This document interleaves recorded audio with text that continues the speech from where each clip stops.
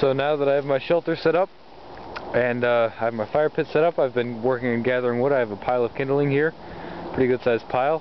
I have this larger cedar log. I have several smaller pieces of wood, a little bit smaller than wrist thick, and then on down.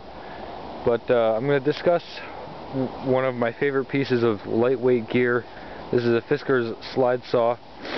Any folding packable saw will probably work just as well. This is the one that I happen to have. This is going to be good for the larger logs that you want to section up, or that you can't just cut without. All of the wood with that wood pile there was broken by hand, was already broken into pieces on the ground, or I was able to break it in the fork of a tree just by applying weight to it so it snapped.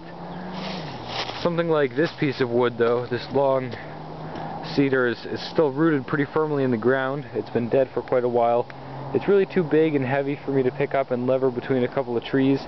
So this is one of the situations where a saw like my Fisker's here is very handy. So another benefit to the Fisker's, well, it's very light. Mine weighs 3 ounces. Most folding saws are light. I often wear this on my belt. It came with a little belt clip. It cuts pretty quickly. It takes one hand to use, so unlike an axe that is really safely used with 2 hands, this only takes one, no problem. You can do it lefty, righty, whatever. This can be used in the dark without worrying about chopping your leg off or an arm off or missing and hitting the ground. No worries. I just realized that I'm trying to saw through a knot here, so I'm going to move over. But these are safe to use. You can hand them off to somebody that's never cut wood in their life before, and they'll be able to use it immediately.